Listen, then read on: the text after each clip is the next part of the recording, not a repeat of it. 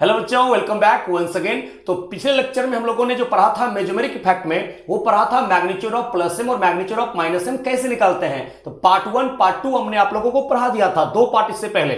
आज हम लोग मेजोमेरिक इफेक्ट का पार्ट 3 पढ़ने वाले हैं, जिसमें कि हम लोग क्या करेंगे, इंडक्टिव इफेक्ट और मेजोमेरिक इफेक्ट दोनों को एक साथ कॉन्सेप्ट को कंबाइंड कर देते हैं कि कौन कौन सा ऐसा एटम ग्रुप होता है जो प्लस आई शो करता है, माइनस आई शो करता है, प्लस एम शो करता है, माइनस एम शो करता है। आपने सीखा है, उसी के आधार पे अब यहां पे कहा जा रहा है कि on the basis of electron donor and acceptor nature of atom और group they are classified into following types. अब वो कौन कौन सा टाइप है उसको आप लोग सीखिएगा।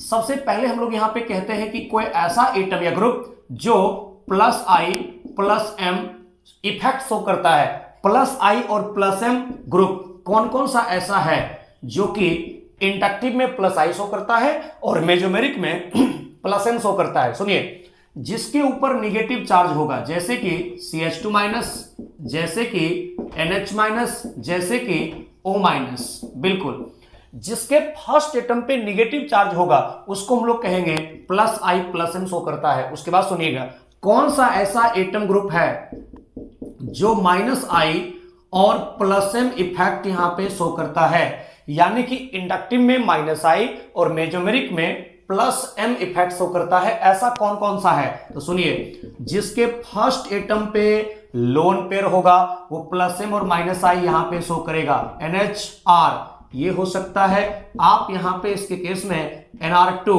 ये ले सकते हो। तो फर्स्ट एटम पे लोन पेयर है और मोर इलेक्ट्रोनेगेटिव नाइट्रोजन एटम है तो माइनस आई भी शो करेगा। या फिर आप कह सकते हो यहां पे एल्कोहल है, आप यहां पे ले सकते हो OR।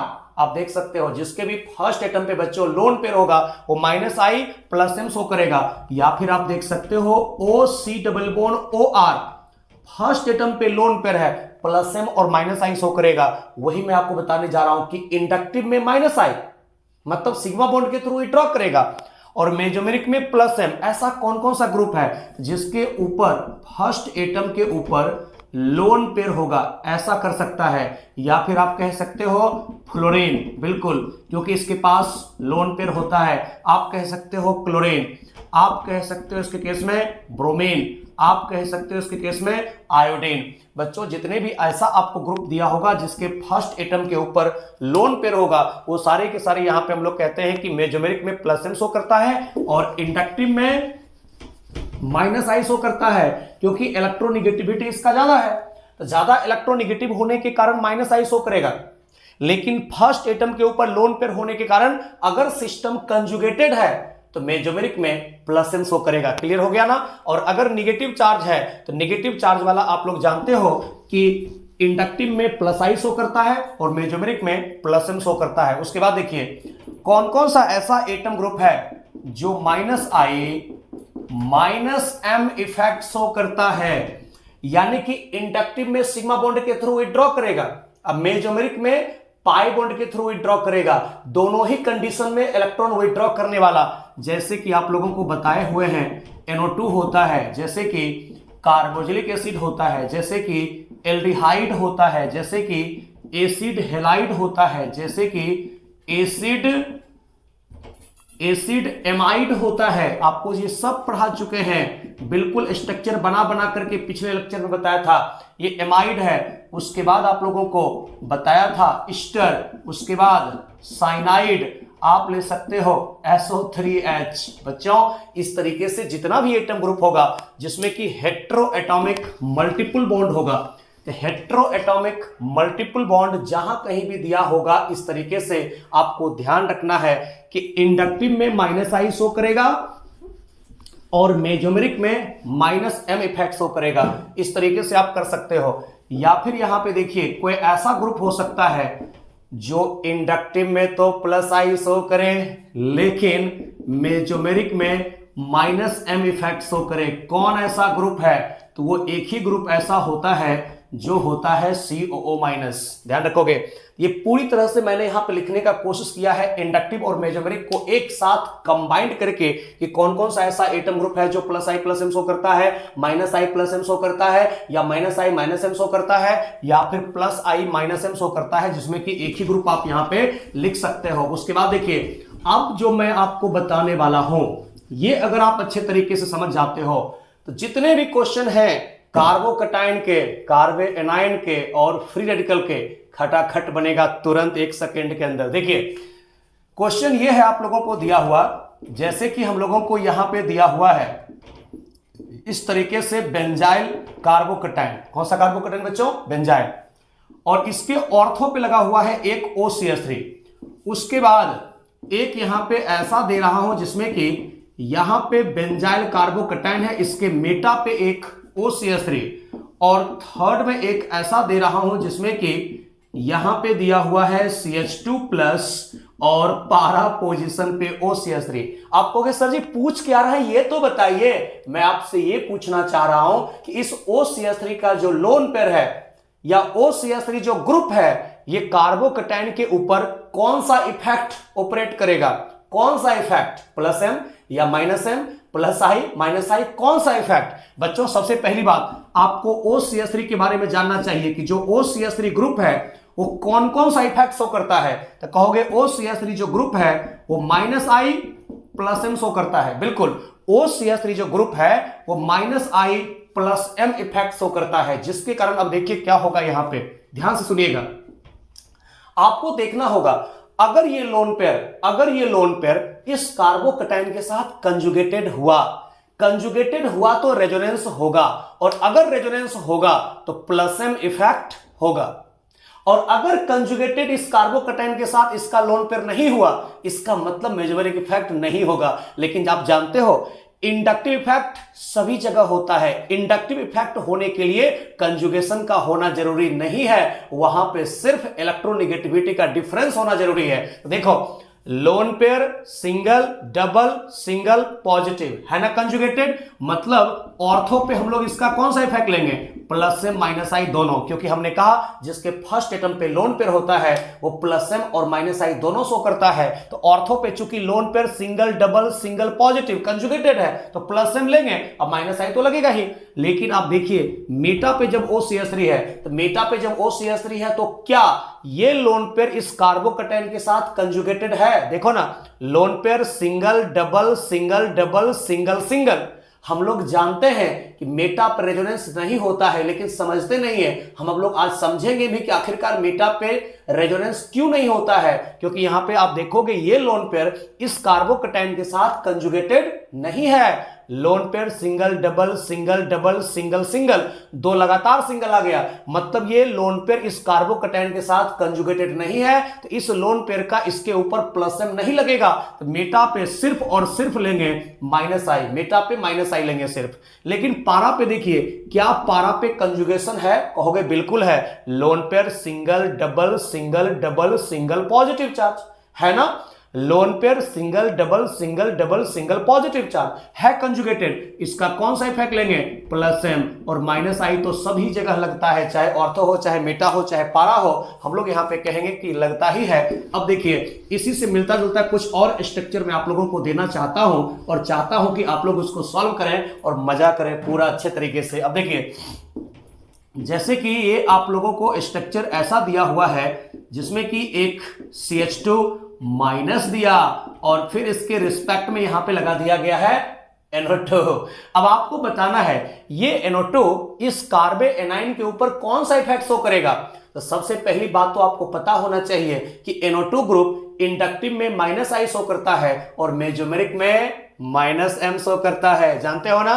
तो सबसे पहली बात तो यही हमको पता करना है जो पीछे हमने लिखा कि NO2 ग्रुप जो होता है वो minus I minus M effect show करता है। अब आप देखिए क्या ये N डबल बॉन्ड O इस कार्बे एनाइन के साथ कंजुगेटेड है? अगर ये N डबल बॉन्ड O इस कार्बे एनाइन के साथ कंजुगेटेड होगा तो उसका हम लोगों को माइनस एम लेना होगा, जो कि डोमिनेंट होता है। मेजोमेरिक इफेक्ट आपको पढ़ाया था, डोमिनेंट होता है माइनस आई पे। तो बच्चों यहां पे double single negative charge conjugated है और ये एक्सेप्टर है, मतलब इसका माइनस एम भी लेंगे माइनस आई भी लेंगे, क्योंकि इंडक्टिव इफेक्ट ऑर्थो मेटा पारा सब जगह होता है, उसके लिए सिर्फ इलेक्ट्रोनेगेटिविटी का डिफरेंस होना जरूरी है। लेकिन मेजोमेरिक इफेक्ट होने के लिए मेजोमेरिक इफेक्ट होने के लिए कंजुगेशन का होना जरूरी है। तो double single negative charge conjugated है, तो कंजुगेटेड है तो -m लग रहा है। इसी तरीके से यहां पे CH2 माइनस है और यहां पे आप देखोगे तो N double bond O coordinate bond O है। तो बच्चों आपको चेक करना है कि क्या मेटा पे ये जो N डबल बॉन्ड O है वो इस कार्बे एनाइन के साथ कंजुगेटेड है। तो देखोगे आप double single double single double single single, 2 लगातार सिंगल आ गया। तो ये N डबल बॉन्ड O इस कार्बे एनाइन के साथ कंजुगेटेड नहीं है, और अगर ये कंजुगेटेड नहीं है तो हम लोग इसका सिर्फ और सिर्फ लेंगे -I।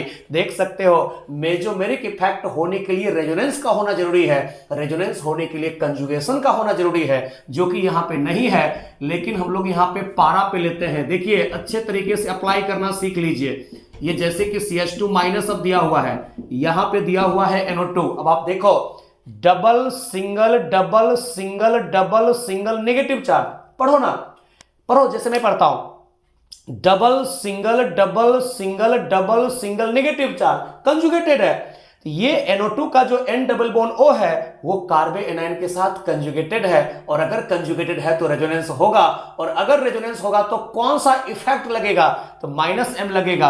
बच्चों आप कहोगे -m बिल्कुल लगेगा। इस NO2 का -m इस कार्बे एनाइन के ऊपर पहुंच रहा है, और साथ ही साथ इसका -I भी लगेगा, क्योंकि इसका इलेक्ट्रोनेगेटिविटी ज्यादा है तो -I भी लगेगा। तो इसलिए आप लोग पढ़े होंगे, क्या पढ़े होंगे कि ऑर्थो एंड पारा पे मेजोमेरिक इफेक्ट होता है, जबकि मेटा पे मेजोमेरिक इफेक्ट नहीं होता है, सिर्फ और सिर्फ इंडक्टिव होता है। आप लोगों ने जरूर इस बातों को अध्ययन किया होगा, पढ़ाई किया होगा, लेकिन आज मैं आप लोगों को अच्छे तरीके से और कॉन्सेप्ट क्लियर करने का कोशिश किया हूं कि क्यों ऐसा होता है। क्लियर हो गया ना अच्छे तरीके से? बिल्कुल ओके। अब देखिए, अब यहां से कुछ अलग टाइप का क्वेश्चन देता हूं।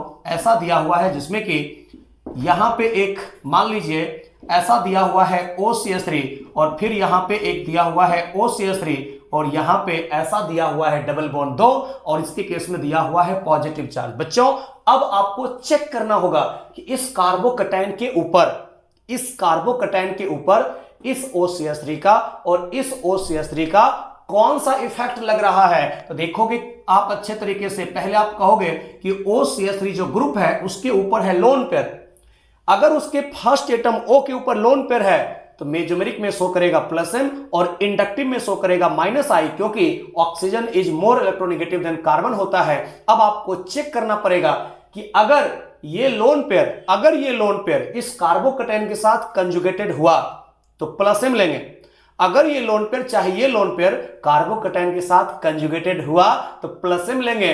अगर कंजुगेटेड नहीं हुआ तो सिर्फ और सिर्फ -I लेंगे। तो आप देखिए lone pair single double single double single positive charge है कंजुगेटेड। तो अगर ये कंजुगेटेड हुआ तो +m ले लीजिए। Lone pair single double single double single positive charge conjugated है। अब बच्चों -I तो लगता है सभी जगह, तो जहां कहीं मेजोमेरिक लग गया तो वहां पे डोमिनेंट वही हो जाएगा, तो खाली आप +m ले लीजिए, वो डोमिनेंट हो गया। -I नेग्लेक्ट कर सकते हो। लेकिन आप देखो लोन पेयर सिंगल सिंगल, क्या ये लोन पेयर इस कार्बोकैटायन के साथ कंजुगेटेड है, तो कहोगे नहीं। तो अगर कंजुगेटेड नहीं है तो सिर्फ और सिर्फ क्या लगेगा, -I, क्योंकि lone pair single double single double single single, 2 लगातार सिंगल, इधर से भी लोन पेयर सिंगल सिंगल, 2 लगातार सिंगल, यहां पे ऊपर वाले का सिर्फ -I लगेगा। इसी तरीके से अब आप देखें यहां पे दिया हुआ है OCH3, उसके बाद यहां पे OCH3, यहां पे दिया हुआ है डबल बॉन्ड, दिया हुआ है ना प्यारे बच्चों, यहां पे दिया कार्बोकैटायन। उसी कॉन्सेप्ट से जैसे कि आपने यहां देखा कि OCH3 शो करता है +m, क्योंकि इसके पास होता है लोन पेयर। बिल्कुल, अगर ये लोन पेयर इस कार्बोकैटायन के साथ कंजुगेटेड हुआ, या अगर ये लोन पेयर इस कार्बोकैटायन के साथ कंजुगेटेड हुआ, रेजोनेंस होगा। अगर रेजोनेंस होगा तभी होगा मेजोमेरिक इफेक्ट। आप जानते हो ना, देखो lone pair single double single double single positive charge है कंजुगेटेड। तो जब ये कंजुगेटेड है इसका कौन सा इफेक्ट लगेगा, +m। बिल्कुल, lone pair single double single double single positive charge conjugated है, उसी प्रकार से lone pair, single, double, single, positive charge conjugated है, इसका भी कौन सा इफेक्ट लगेगा? Plus M. माइनस आई भी लगेगा, लेकिन इंडक्टिव होता है वीक, मेजोमेरिक होता है डोमिनेंट, ज्यादा स्ट्रॉन्गर, तो उसी को हमने सिर्फ यहां पे लिया है। उसके बाद देखो इसी में थोड़ा सा परिवर्तन करके देता हूं, कुछ ऐसा स्ट्रक्चर देता हूं जिसमें कि ये OCH3 है, फिर ये यहां से OCH3 है, और इस बार कार्बोकैटायन यहां दे दिया गया है। अब आप पता है आप लोगों को, अगर ये सब आपको देखने के लिए आ जाता है तो कौन सा कार्बोकैटायन ज्यादा स्टेबल होगा, कौन सा कार्बोकैटायन कम स्टेबल होगा, क्या ये दिक्कत होगा बनाने में? बिल्कुल नहीं होगा। यही सब नहीं आता है देखने के लिए कि कहां पे लेंगे प्लस आई, कहां पे लेंगे प्लस एम, कहां कौन डोमिनेंट होगा, तो बच्चे को दिक्कत होता है। देखिए यहां पे इस लोन पेयर को देखिए, क्या ये लोन पेयर इस कार्बोकैटायन के साथ कंजुगेटेड है? लोन पेयर सिंगल सिंगल, दो लगातार सिंगल हो गया, कंजुगेटेड नहीं है, तो सिर्फ और सिर्फ इसका माइनस आई लगेगा। या फिर देखिए बच्चों, क्या ये ऊपर वाला लोन पेयर इस कार्बोकैटायन के साथ कंजुगेटेड है? तो लोन पेयर सिंगल सिंगल, दो लगातार सिंगल हो गया, या lone pair single double, single single, दो लगातार सिंगल हो गया।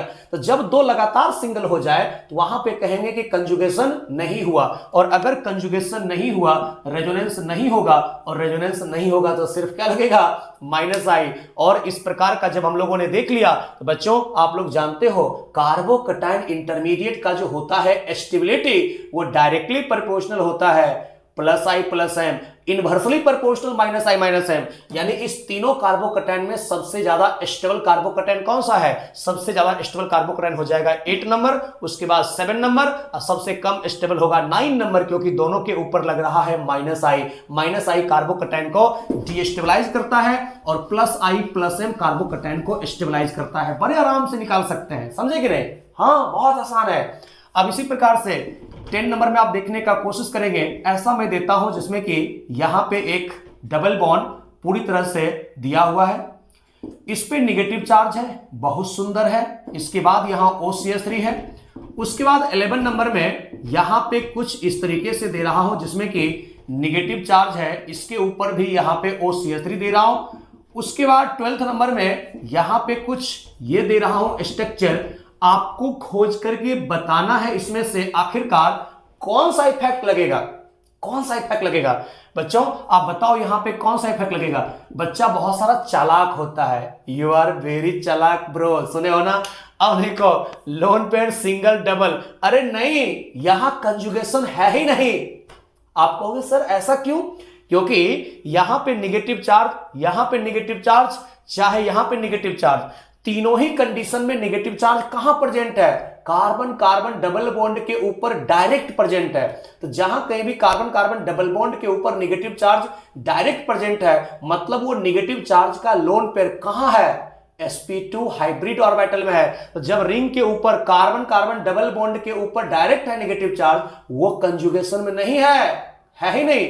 आप यहां पे क्या करोगे? जब ये निगेटिव चार्ज कंजुगेटेड नहीं है, रेजोनेंस नहीं होगा, तो रिंग के ऊपर जब डायरेक्ट होगा नेगेटिव चार्ज, वो रेजोनेंस नहीं करेगा। जब रेजोनेंस नहीं करेगा तो मेजोमेरिक इफेक्ट नहीं लगेगा, सिर्फ और सिर्फ इंडक्टिव लगेगा। तो जब रिंग के ऊपर डायरेक्ट आपको दिया हुआ है नेगेटिव चार्ज, तो सभी जगह इसका हम लोग सिर्फ और सिर्फ कौन सा इफेक्ट लेंगे? माइनस आई। जी हां, इसलिए सबसे ज्यादा स्टेबल कार्बोनाइन होगा ये, फिर ये सबसे कम ये, क्योंकि यहां माइनस आई कम लग रहा है, यहां माइनस आई ज्यादा लग रहा है। और आप जानते हो कार्बोनाइन का जो होता है स्टेबिलिटी, वो डायरेक्टली प्रोपोर्शनल होता है माइनस आई माइनस एम।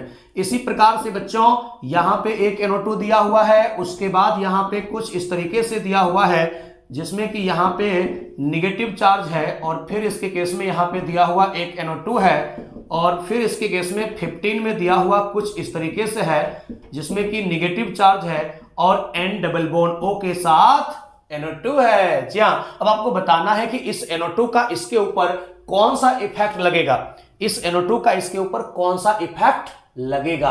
तो प्यारे बच्चों, पहली बात आपको ध्यान रखना है कि अगर negative charge carbon carbon double bond के ऊपर यानी रिंग के ऊपर डायरेक्ट है, वो रेजोनेंस में नहीं जाता है। रेजोनेंस में तब जाता है जब इस रिंग के ऊपर नहीं होता है नेगेटिव चार्ज या पॉजिटिव चार्ज। यहां पे हमने कहा था इस प्रकार से होता है तब जाता है इनमें, नहीं तो फिर ऐसा भी हो सकता है कि अगर मान लीजिए यहां पे इस तरीके से दिया हुआ है नेगेटिव चार्ज, यानी कि नेगेटिव सिंगल डबल, इस प्रकार से, यानी दोनों साइड सिंगल होना चाहिए। जहां नेगेटिव या पॉजिटिव चार्ज है उसके दोनों साइड कम से कम सिंगल होना चाहिए, उसके बाद अगर डबल होता है तब वो होता है कंजुगेटेड। इस प्रकार से रिंग के ऊपर अगर नेगेटिव चार्ज होता है तो। लेकिन अगर आप देखोगे कि डबल बॉन्ड के ऊपर डायरेक्ट होता है नेगेटिव चार्ज, वो रेजोनेंस में नहीं जाता है, ध्यान रखिएगा, वो कंजुगेशन में नहीं होता है। और जहां कंजुगेशन नहीं है वहां रेजोनेंस नहीं होगा, वहां पे सिर्फ होता है इंडक्टिव इफेक्ट। तो आप देखोगे इसके केस में आपको यहां भी लेना है माइनस आई, यहां भी लेना है माइनस आई,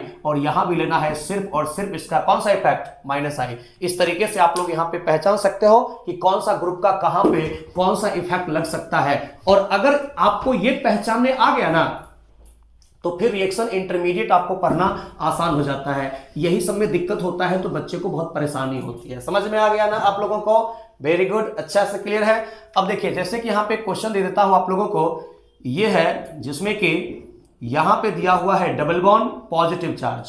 वेरी गुड, यहां पे दे देता हूं इस तरीके से, यहां पे है डबल बॉन्ड, एक इसके केस में है OCH3। और नेक्स्ट क्वेश्चन एक ऐसा दिया हुआ है जिसमें कि पॉजिटिव चार्ज है और यहां पे OCH3 है। आपको बताना है इस OCH3 का इस कार्बोकैटायन के ऊपर कौन सा इफेक्ट लग रहा है और कौन सा डोमिनेंट होगा, यह भी बताना है। देखो, इंडक्टिव तो सभी जगह लगेगा, जहां कहीं इलेक्ट्रोनेगेटिविटी का डिफरेंस होता है तो इंडक्टिव इफेक्ट सभी जगह लगता है। अब देखना है कि क्या ये लोन पेयर इस कार्बोकैटायन के साथ कंजुगेटेड है। अगर लोन पेयर कार्बोकैटायन के साथ कंजुगेटेड होगा तो प्लस एम लेंगे, और नहीं होगा कंजुगेटेड तो प्लस एम नहीं लेंगे। तो देखो, lone pair single double single positive charge, lone pair single double single positive charge है कंजुगेटेड, तो कंजुगेटेड है तो प्लस एम। और इलेक्ट्रोनेगेटिविटी का चूंकि डिफरेंस है, ऑक्सीजन ज्यादा इलेक्ट्रोनेगेटिव है कार्बन से, तो माइनस आई तो लगेगा ही। लेकिन आपको पता होनी चाहिए, मैंने आपको फर्स्ट पार्ट में ही बताया था, मेजोमेरिक इफेक्ट का पहला लेक्चर में बताया था, मेजोमेरिक इफेक्ट हम लोग कहते हैं कि डोमिनेंट होता है इंडक्टिव पे, इसलिए प्लस एम यहां पे होगा डोमिनेंट और माइनस आई थोड़ा सा वहां पे वीकर होगा। यहां देखिए, ये OCH3 का लोन पेयर क्या इस कार्बोकैटायन के साथ कंजुगेटेड है, तो कहोगे lone pair single double single positive charge, lone pair single single है, नहीं कंजुगेटेड नहीं है। देखो ना, यहां पे है डबल बॉन्ड, तो लोन पेयर सिंगल सिंगल, दो लगातार सिंगल हो गया, कंजुगेटेड नहीं है। और अगर ये कंजुगेटेड नहीं है तो सिर्फ और सिर्फ इसका हम लोगों को लेना पड़ेगा माइनस आई इफेक्ट। बिल्कुल इसका सिर्फ यहां पे माइनस आई इफेक्ट लगने वाला है। ये सारे क्वेश्चन मैंने आप लोगों को बताने का कोशिश किया है। अब देखिए, अब एक बहुत ही इंपॉर्टेंट नोट मैं आप लोगों को लिखने वाला हूं। नोट यहां पे ये है, यहां पे इसके केस में आप लोग देखोगे कि minus I effect of halogen as, minus I effect of halogen as dominant over plus M effect.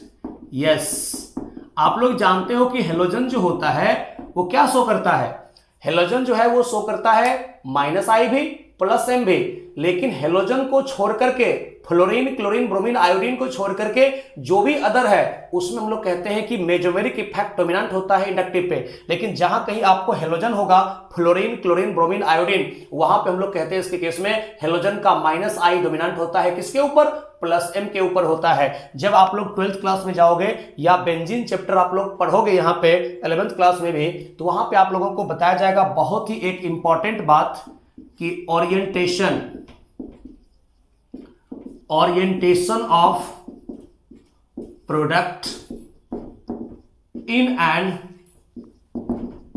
ESR reaction, यानी कि इलेक्ट्रोफिलिक सब्स्टिट्यूशन रिएक्शन मैकेनिज्म है ये। तो orientation of product in an ESR reaction decided by plus M effect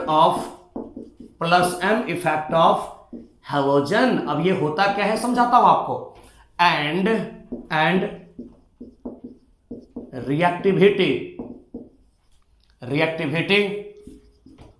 order of ESR, यानी कि electrophilic substitution reaction. is decided by minus I effect of halogen.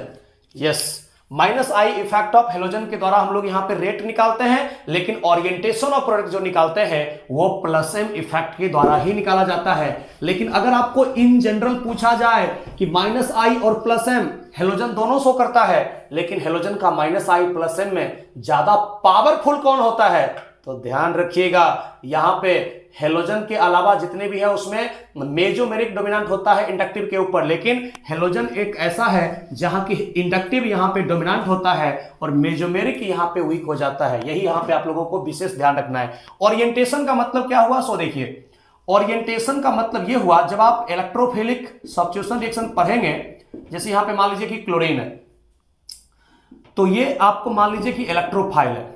अब electrophile कहां जाएगा, ortho पे जाएगा कि मेटा पे जाएगा कि पारा पे जाएगा, इसी को हम लोग कहते हैं यहां पे ओरिएंटेशन ऑफ प्रोडक्ट कहा जाता है। तो बच्चों आप देखोगे यहां पे कहा कि ओरिएंटेशन ऑफ प्रोडक्ट देखने के लिए हम लोगों को देखना पड़ता है इसका प्लस एम। तो जब कोई ग्रुप प्लस एम शो करता है तो प्लस एम के कारण ऑर्थो पे और पारा पे नेगेटिव चार्ज आता है, ऑर्थो एंड पारा पे इलेक्ट्रॉन डेंसिटी बढ़ा देता है। तो इलेक्ट्रोफाइल है ई प्लस, इलेक्ट्रोफाइल कहां अट्रैक्ट हो जाएगा, ऑर्थो एंड पारा पे, जहां इलेक्ट्रॉन डेंसिटी ज्यादा है, यानी कि जा सकता है ऑर्थो पे या फिर यहां पे जा सकता है इलेक्ट्रोफाइल पारा पे। इसी को हम लोग कहते हैं ओरिएंटेशन ऑफ प्रोडक्ट। तो अगर क्लोरोबेंजीन है या ब्रोमोबेंजीन है, उसमें हमको यह देखना है कि इलेक्ट्रोफाइल कहां जाएगा, जहां इलेक्ट्रॉन डेंसिटी ज्यादा है। और इलेक्ट्रॉन डेंसिटी कहां ज्यादा होगा, तो कहेंगे कि उसके रिस्पेक्ट में प्लस एम ले लेते हैं, यानी ऑर्थो एंड पारा पे इलेक्ट्रॉन डेंसिटी ज्यादा होता है क्लोरोबेंजीन में, और उसी के रिस्पेक्ट में इलेक्ट्रोफाइल अटैच्ड होता है। लेकिन अगर आपको यहां से पूछता है रेट ऑफ ईएसआर, जैसे एक आपको दिया हुआ है बेंजीन और दूसरा दिया हुआ है क्लोरोबेंजीन, इस तरीके से, और पूछा जाता है इसके केस में रेट ऑफ ईएसआर, मतलब कौन ज्यादा रिएक्टिव होगा, बेंजीन या क्लोरोबेंजीन। तो बच्चों आप लोग एक कॉन्सेप्ट याद रखोगे, rate of electrophilic substitution reaction directly proportional होता है प्लस आई प्लस एम, और इनवर्सली प्रोपोर्शनल होता है माइनस आई माइनस एम। यानी कि आपको इसके केस में अगर रिएक्टिविटी देखना है तो रिएक्टिविटी देखने के लिए माइनस आई लिया जाता है। आप कहोगे कि बेंजीन में इलेक्ट्रॉन डेंसिटी ज्यादा होगा और क्लोरोबेंजीन में इलेक्ट्रॉन डेंसिटी कम होगा, इसलिए हम लोग कहेंगे कि यहां पे first is more reactive than होगा सेकेंड। तो अगर आपको रेट ऑफ रिएक्शन देखना है, मतलब हेलोजन का कंपेयर दूसरे से करना है, तो हेलोजन को अगर दूसरे से कंपेयर करोगे तो माइनस आई लोगे, और जब हेलोजन को आपस में कंपेयर करोगे तो प्लस एम लोगे। ध्यान दोगे, जब हेलोजन को आपस में कंपेयर करोगे तो प्लस एम लोगे, और दूसरे से कंपेयर करोगे तो माइनस आई लोगे। यहां पे हम लोगों को इस बातों को ध्यान रखना पड़ेगा कि हेलोजन के केस में आपको माइनस आई डोमिनेंट होता है प्लस एम के ऊपर, समझे कि नहीं। हाँ, अगर दूसरे से कंपेयर करेंगे मतलब रेट ऑफ रिएक्शन निकालेंगे तो माइनस आई लेकर के आप लोग यहां पे निकाल सकते हो। तो इस बात को मैं थोड़ा सा लिख लेता हूं कि when halogen are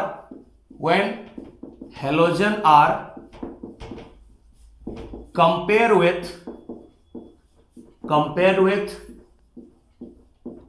another atom और ग्रुप, जहां हेलोजन के अलावा कुछ और है या कुछ नहीं है, तो कहते हैं कि when halogen are compared with another atom और group, then minus I effect is considered while halogen are compare with each other, while halogen are compared with each other, then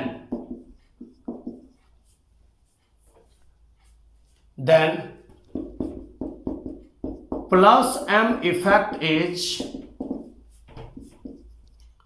considered।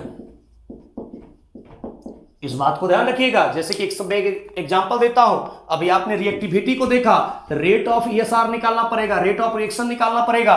Rate of reaction निकालने के लिए उसका minus आई लेना है, मतलब दूसरे से कंपेयर करना है।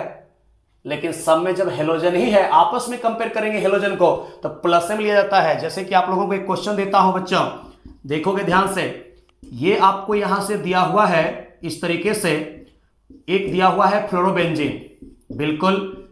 दूसरा एक क्वेश्चन आपको यहां पे ऐसा दिया हुआ है जिसमें कि क्लोरोबेंजीन, और नेक्स्ट इसके केस में आपको दिया हुआ है जिसमें कि ये दिया हुआ है बेंजीन, और फिर नेक्स्ट एक सबसे लास्ट में आपको दिया हुआ है, इसको हम लोग कहते हैं टॉलेन, बिल्कुल। और इसमें से आपको पूछा क्या जा रहा है, पूछा जा रहा है कि 1 2 3 4 में इलेक्ट्रॉन डेंसिटी का ऑर्डर क्या होगा। 1 2 3 4 में जो रिंग आपको दिया हुआ है, इस रिंग में इलेक्ट्रॉन डेंसिटी किसके पास होगा। तो बच्चों आपको बताया ना, जब हेलोजन का कंपेयर दूसरे से करोगे जहां हेलोजन नहीं है या हेलोजन के अलावा कुछ और है, तो वहां पे लेना है माइनस आई इफेक्ट। अब माइनस आई इफेक्ट के कारण इलेक्ट्रॉन डेंसिटी घटेगा, डिक्रीज करेगा, समझ में आ रहा है। तो दूसरे से कंपेयर में जहां हेलोजन नहीं है उसके रिस्पेक्ट में आपको लेना है माइनस आई।